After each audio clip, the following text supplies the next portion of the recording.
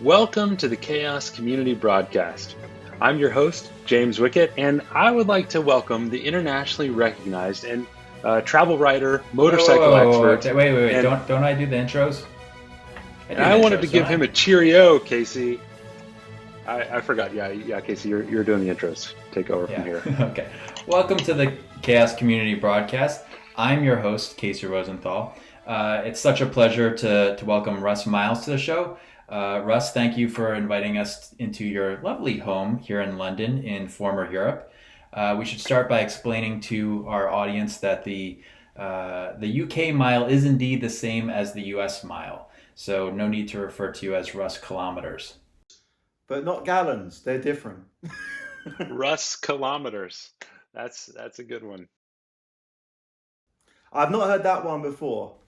I Really? should also mention, I should also mention that we're going to be doing the interview in English, if that's okay with you, Russ. If we must. You know, one of the things I've noticed about travel writers today is that much of the writing tries to tell me as the reader, what to think, what I should feel. Yet in your motorcycle diaries, you really told the story of your journey and you allowed the reader to come to their own conclusions. Like, how did you manage that kind of balance? It was absolutely caused by necessity. I couldn't possibly make anything up as I was writing a chapter every day as I did the ride. So it was usually get wherever I'm going, recover, try not to drink too much beer, and then go back to the hotel and try and write whatever had just happened down. So it had to be just whatever was going through my head at the time. I couldn't possibly translate or interpret any of it at the time. So it works pretty well for that. I've had some pretty good feedback. But you have reminded me there's at least a chapter missing from the end of that book, I think, where I bring it to a close and meet people like Casey in Chicago. So yeah, I should probably, yeah, I've definitely got photos of Casey from that. So I think, yeah, it'll be good. It'll be a good thing to include. They're in the book. All right, all right, They're all in right. the book. Yeah. We'll get back to the motorcycle diaries. First, so you are a chaos engineering expert, and the author of the chapter "Open Minds, Open Science, and Open Chaos" in the Chaos Engineering book from O'Reilly. Congratulations on being published yet again. Now, in the book, you stress the importance of openness and collaboration. To avoid chaos engineering teams being perceived as just an outsider that wreaks havoc in the system. Can you give the audience at home a teaser and expand on why that's important? So I can certainly say why I think it's important to me. And that stems from when I actually first read one of your first books, which was around chaos engineering as well, the Chaos Engineering Report for O'Reilly. One of the striking things that was put to me in that book and reminded me in that book really is the scientific nature of what we're doing. We don't do chaos engineering because the actual engineering of chaos or turbulent conditions is fun, although it can be, but you have to be pretty sick, I think, to find it fun. We do these things because we learn from them. And I love actually Nora's quote from the book that we've just put out around, we're hunting surprises. And for me, that's what we were doing. We were hunting surprises through a controlled scientific process. And because of my background, which has been in science in a couple of different domains, I've always been sensitive to the locking away of not just the results, not just the outcomes, but also the whole process of what's been explored. I really appreciate that. I really love that emphasis on the scientific aspect and the learning. But it's not all dry. It can be fun too. So can you tell me more about this notion of a game day, and your tool, Chaos Toolkit? Can it be used to run game days? Yes, it can. Actually, there's a couple of new features around it that are specifically tuned to game days and what would be perhaps a longer running chaos experiment. So as you're probably familiar, a game day, I'm sure you're familiar, Case, whether everyone else is. A game day is, I tend to give you an analogy to understand a game day if you've not done one yourself. It's essentially a really beautiful Dungeons and Dragons game you can play with everybody in your team, where you set up a situation where you're going to be able to see in real time how people anticipate, react, respond, synchronize, collaborate in an intense moment where they may or may not be aware of what's going on in terms of a problem or not. And there's usually someone who very kindly is called the game day facilitator, sometimes is called the sadistic person in the room. And they set up these conditions, put this situation together. We call them a games master back in the 80s, dungeon master, whatever you want to say, right? They're there doing that. And their job is to make sure that whatever conditions play out, there's a suitable record that can be used for further incident analysis, really, after this planned incident, to be learned from. And the way the Chaos Toolkit and Reliability Toolkit can fit into that is the Chaos Toolkit can help you automate the conditions so that you could repeat the scenario, repeat the experiment if you wanted to. You can also have the basis for executing that experiment over and over again as part of a continuous verification style scenario. That's also possible.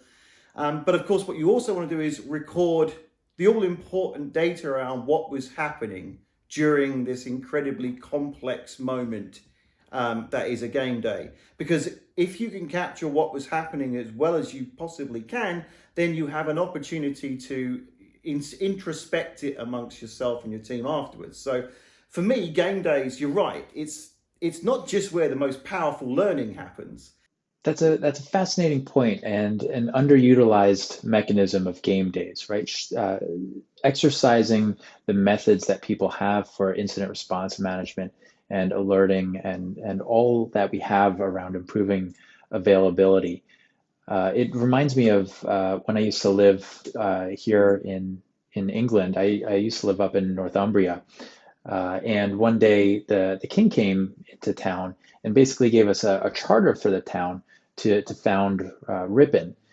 And part of that charter mandates that every night the watch is set by Hornblower. This is their alerting system, so to speak, for the town. So the Hornblower blows the horn at the four corners of the obelisk there in the town center, and then blows the horn again in the mayor's face. It's a thankless job being the mayor of Rippon. And that sets the watch, watching out for invasion of Vikings, of course. That sets the watch, which establishes a common context for everybody in the town and really helps them understand their safety margin. Very, very powerful thing, acting out the pieces of your incident response management practice. Is that a guitar over there? The best, absolutely the best software developers I've ever met are musicians. Now, Casey, are you a musician? No, I'm not. And Russ, it was a rhetorical question. We want this broadcast to be entertaining, so if you don't mind keeping outbursts like that to a minimum. James, let's edit that out in post, okay? I thought this was going to be good. I wanted to hear the song, but okay, yeah. Yeah, let's get back to the subject at hand. So Russ, in the motorcycle diaries, you quote Decker as saying that it's the individual and human error that lets the system down every time. Can you expand on that? Why is human error always at fault? Oh, that's a inflammatory phrase. Human error is given the fault because it's an easy get out of jail card. Oh wait, yeah, you're right. I read that wrong. Sorry, it's the system that always lets the individual down. Yes. Yes. I got that back. James, let's fix that in post as well. Yeah, we'll fix that. We'll fix that. Yeah. So sorry for the post processing individual. Yeah. So the point is that it's human error, and I got taught this back at university. I did 2 degrees, one at Oxford, and when I was at Oxford, they taught me this very specifically on a module on safety and risk. And they said that in most cases, if not in all cases, human error is the label used to stop people asking any more questions. The plain. And now a word from our sponsors. We've got a good one this week. Patteson's whiskey, victorious all along the line. The booming of the cannon is nothing to the booming of Patteson's whiskey. Steady, unfaltering attention to the object aimed hits the mark and wins the battle. Pattisons have aimed at hitting the public taste for a pure, sound, fully matured, delicately flavored whiskey, and they have succeeded. Pattison's whiskey is the Scotch spirit in its perfection, wholesome, stimulating, and cream-like. Pattison's whiskey has fought its way to the front and will remain there. Well, that's something. We never got Patterson's in the colonies. I guess that's the cost of freedom. Okay, Russ, what were you saying? So we were talking about how it's the system that lets the individual down rather than the individual being the one to blame. And yeah, the thing I was taught back at Oxford was if you want to stop ever questioning, you just leave the question at human error. You say someone made. Speaking of questions, we now move on to our lightning round. So these are really quick questions for quick answers. Russ, continuous verification, right or wrong? Right. Do you want that? All right, we actually only have the one question, so that's the lightning round. Some people thought we shouldn't have you on the show because you wrote some chaos engineering books. We wrote some chaos engineering books. You run a startup company for chaos engineering, nominally, topically anyway. We run a company that dabbles in chaos engineering. Did we make a mistake bringing you on the show? Absolutely. I'm here for one reason and one reason only, to derail everything. More than that, reliability engineering and resilience engineering, continuous verification as a principled approach to it, all of it is fabulous. I think it's absolutely ridiculous, and I find it the most distasteful thing when a whole industry sector that is so ready and needed and necessary is ever going to be dominated by one personality, character, or company. It's not going to happen. I'm sorry, Casey, it's not going to happen. The more voices, the better, and that feeds. Don't know why you're emphasizing me there, but. No, in all truth, it does go. It is a community effort. It is a community, and it's a fantastic community too. It is. So as I mentioned, you've written some books. Head First Software Development with Dan Pilon. Yep. Learning UML 2.0 with Yes. Kim Hamilton. That sounds fascinating. The Aspect J Cookbook, and more recently, Learning Chaos Engineering. Yes. So that's quite a list there. That's fantastic. So I wasn't thrilled with the cover of the Chaos Engineering book, but then I looked at the covers of your books, Russ, and yeah, I gotta say yours are way worse. In fact, we did a poll internally, and we found that you have 4 of the all-time worst O'Reilly book covers. The very first one. Is that soul crushing? No, the very first one. No, I take it as a personal vendetta, so I'm always excited about those things. The very first cover, the Aspect J Cookbook, is still the one that I quote as being the all-time worst, and I'll take that to the grave. I don't think you can get worse as an animal book than that. So you also self-published your Motorcycle Diaries, which is about chaos engineering, a chaos engineering tour of the colonies here. You obviously didn't have a map because you managed to log in over 5,000 miles on a trip from San Francisco to Chicago. So it must have been a very primitive trip. How did that come about? That came about because there was far too much whiskey and far too much enthusiasm from a bunch of conference organizers who I love very dearly. We managed to go to the after-conference party. Someone, I can't remember who, asked, what can we do to make the conference more interesting next year? And I decided this was a great opportunity to tick a bucket list item off and go, why don't you get someone to ride Route 66 to the conference? That would be great. And they could blog it the whole way and everything else. Unfortunately, what I hadn't looked into was that along Route 66, there are very few reasons to stop for a software style event.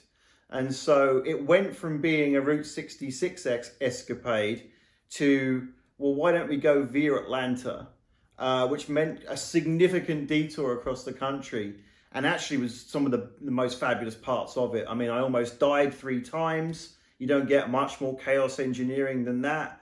I had some of the best nights of my life, some of which I can remember. And it was just an incredible experience. There was like a musical journey up the coast. It was fabulous. Which state is the worst? The worst state. They're all that bad. No, that's a joke. No, they're all fabulous. Oh, the worst. That's hard. The worst. I tell you what, no, it's not the worst state for any other reason than everyone told me a lie about this state that I'm going to mention. They told me that it was boring, flat, and the hardest thing would be to stay awake for the 11-hour ride across it. And this is across Kansas, essentially, towards Oklahoma City. And what they didn't mention is that obviously with a really flat landscape, you get huge amounts of crosswinds. And also all the roads are like 2-lane wonders like I have here at home. And so I spent 11 hours trying not to die from crosswinds suddenly taking me, the bike, and everything I'm attached to, fleeing into the opposite lane in front of other vehicles. So it was utter boredom for about half an hour or so, give or take, followed by a good 5 minutes of utter terror. Boy, you were right, James. You alienated a good chunk of our audience there. I thought Londoners had a reputation for being polite, but so now I believe we have some questions from the audience. James, can we open up the lines? Yeah, we have a question from the audience that we're able to record in your own native language. And so for our American audience, we're going to get this captioned out for you in post. All right, let me play it. Hi, Russ. Big fan of yours. I have all 2 of your books. So are you a hammer, a lily white, a gooner, a blue, or an eagle? Oh, that's a very British sounding question. That sounds very British. If I get that right, I believe I'm a pensioner in that taxonomy. If I'm getting right, that's that. It sounds to me like slang names for football team supporters. So I would put myself in the unfortunate class of being a supporter of the pensioners, which is Chelsea. That sounds awfully British. I'm full of awe. Do we have any more questions, James? I've got a question for Russ today on Chaos Toolkit and its experiment format. I've got a scenario where I would like to be able to adapt the experiment as I run it. Today, the experiment is fairly static in a sense where you declare what you want to run, and Chaos Toolkit will run, from begin to end linearly. But what if my system is doing something and my experiment should adapt dynamically and on the fly to it, like maybe withdraw an action that was planned to be running later on, but because of some conditions, I don't want to run anymore. So I was wondering, Russ, if you knew about a system mechanic to change the experiment on the fly as it runs, and also, what's your take on that? About the adaptive aspect of the experiment. I think, is it making it too complex to understand the readings after that? I'd be really interested in hearing what you think about how far chaos engineering experiments should go before they become themselves too hard to understand. But if it's a good idea, do you have any tip on how we could achieve that? Because I think it would be very valuable to what we're doing. Well, thank you. Thank you very much for any insight you could have on Chaos Toolkit itself, because I know that you probably have a better view of Chaos Toolkit as that I have. So thank you for that. Oh dear. Given I've spent most of the day chatting to that face. All right. Well, I want to thank you again, Russ Kilometers, for joining us here and for inviting me into your home and offering me this native drink you call tea. It's very, very interesting. Always good to see you both. You're always welcome in my house. Now leave.